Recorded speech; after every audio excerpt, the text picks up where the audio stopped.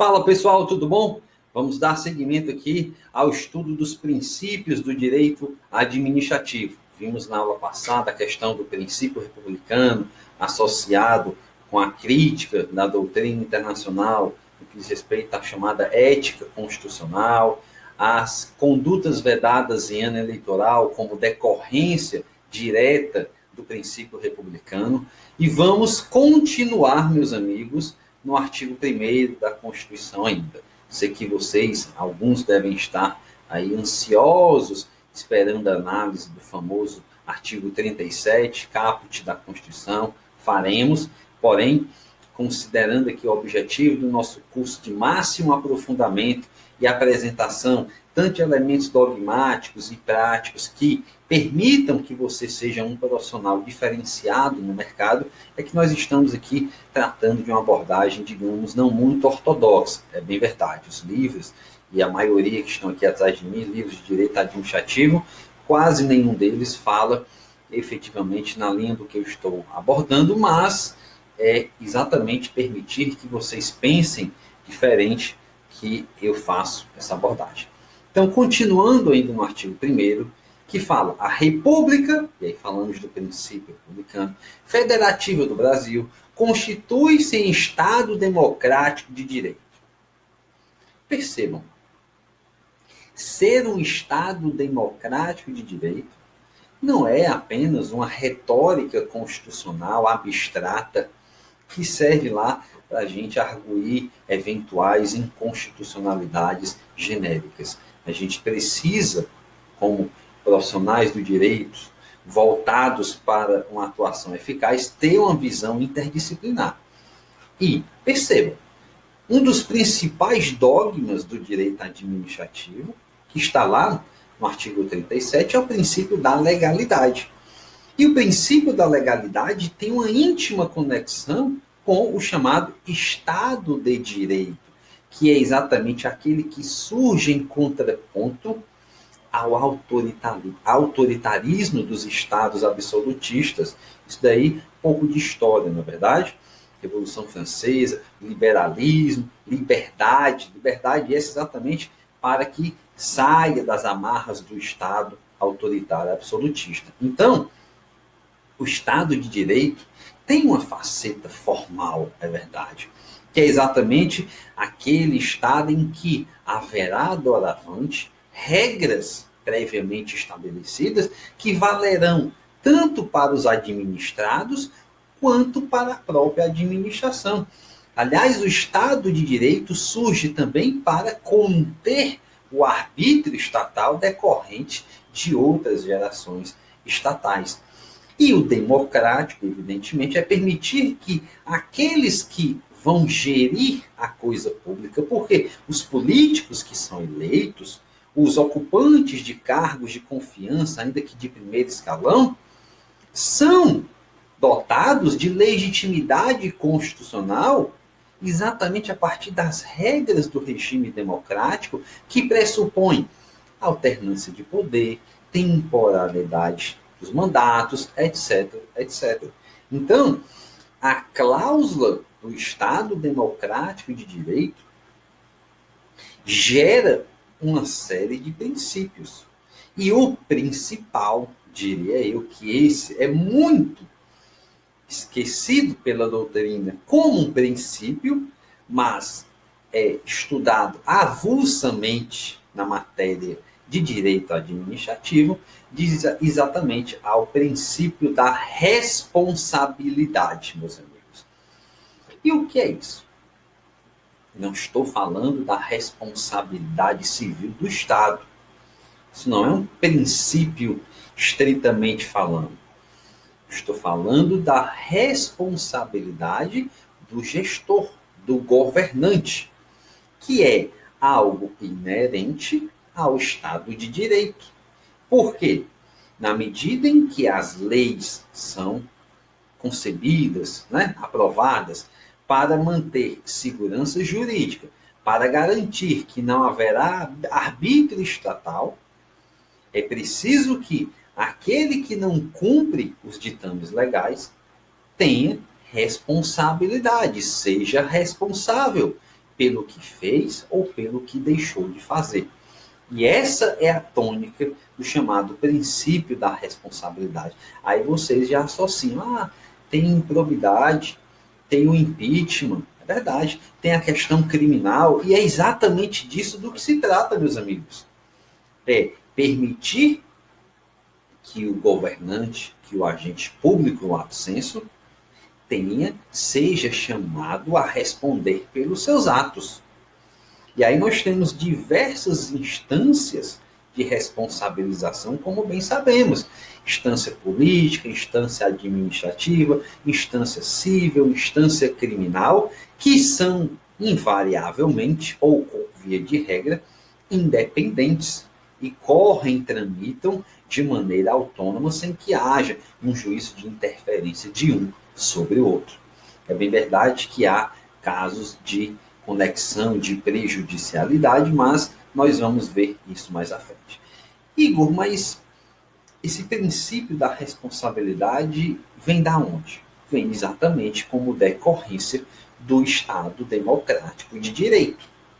Porque dizer que se elege um governante, dizer que tem um gestor ou um agente público escolhido, investido na sua função pelas vias democráticas estabelecidas por meio do Estado de Direito, mas dizer que este gestor, que este governante, que este agente público não pode ser responsabilizado, é enfraquecer exatamente o aspecto material do Estado democrático de direito. Essa visão, meus amigos, ela é muito já consagrada no direito público europeu.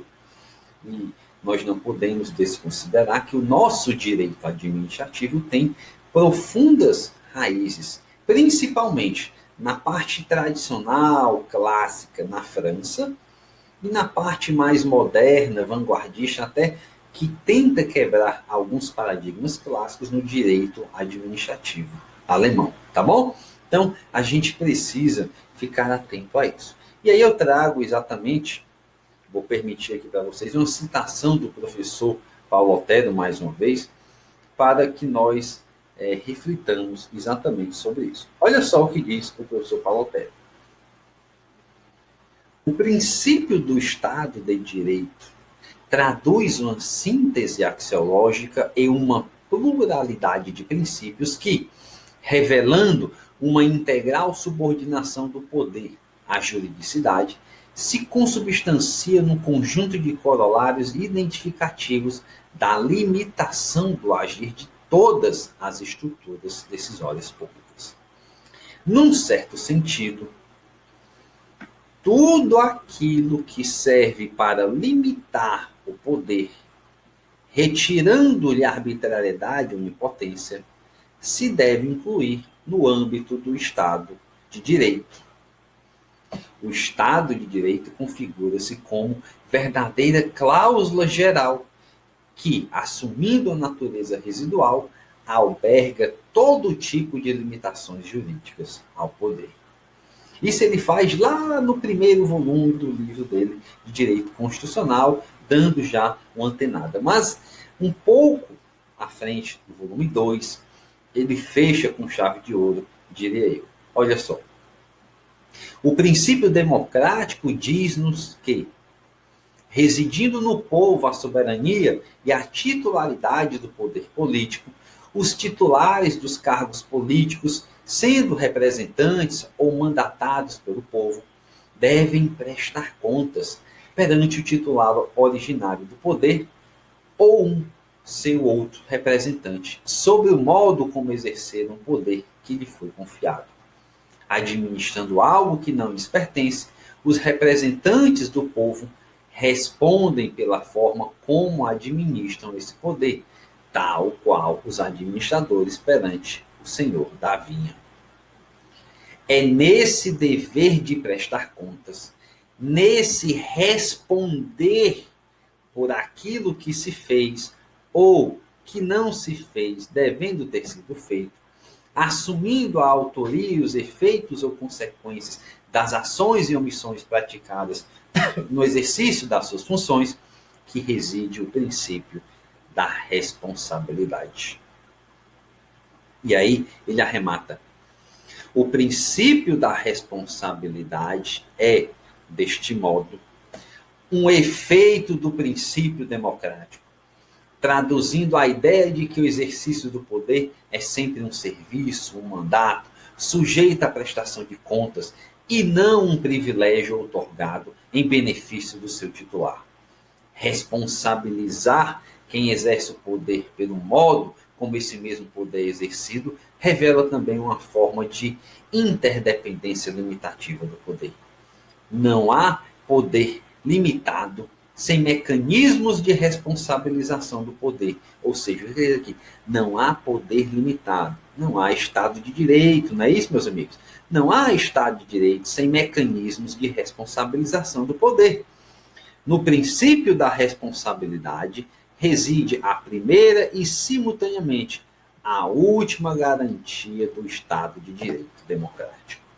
Meus amigos, em qualquer petição, se você é um advogado, em qualquer prova de concurso, se você é um concurseiro que quer apenas esse curso para se aprofundar e ter um título, uma visão dessa natureza te diferencia, te dá um olhar de fato respeitoso por parte do teu examinador, do juiz, do promotor que vai avaliar a tua petição, tá bom? Então, percebam que de fato não é simplesmente blá blá blá doutrinário. Há uma lógica, há uma coerência.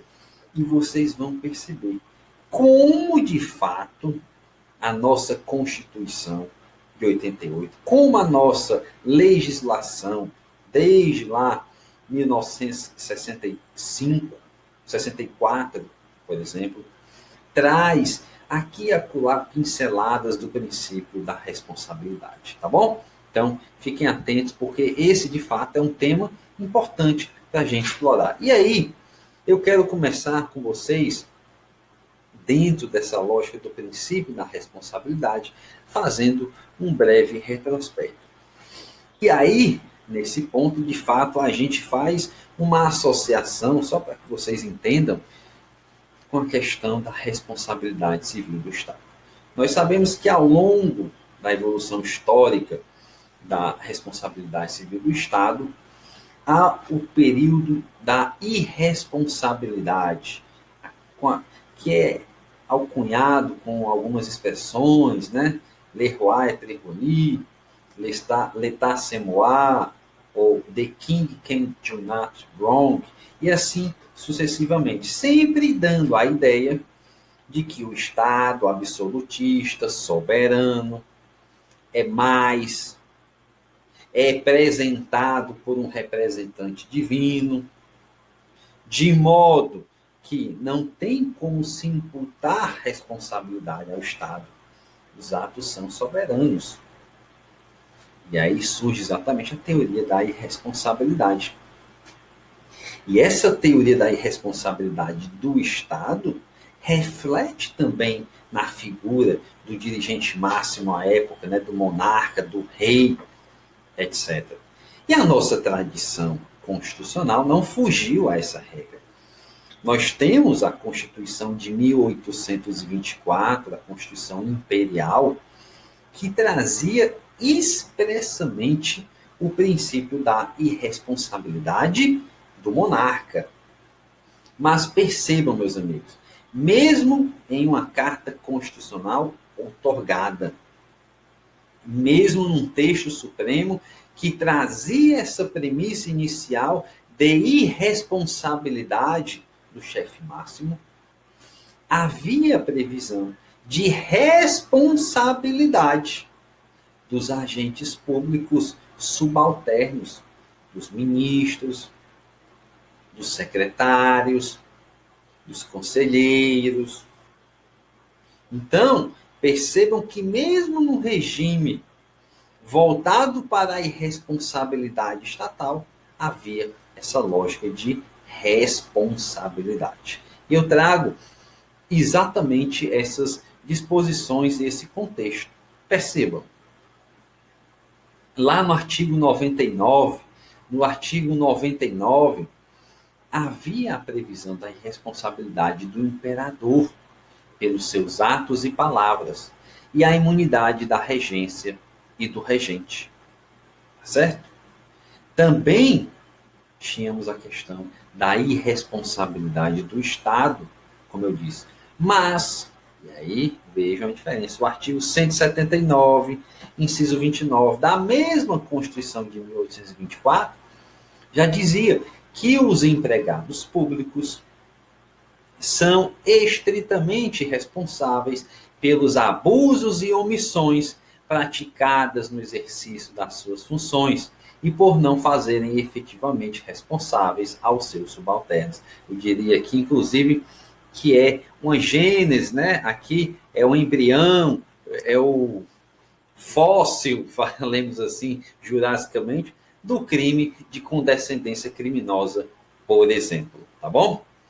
E aí, meus amigos, eu avanço, né, trazendo exatamente algumas disposições referência à responsabilidade do Estado e dos agentes públicos já naquela época.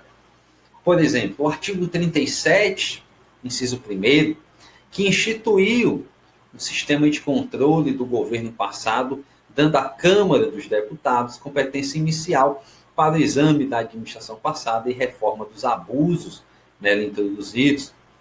Ainda cabia à mesma Câmara, de maneira privativa, analisar a viabilidade das acusações formuladas contra ministros e conselheiros. Depois, meus amigos, vejam que interessante, o artigo 133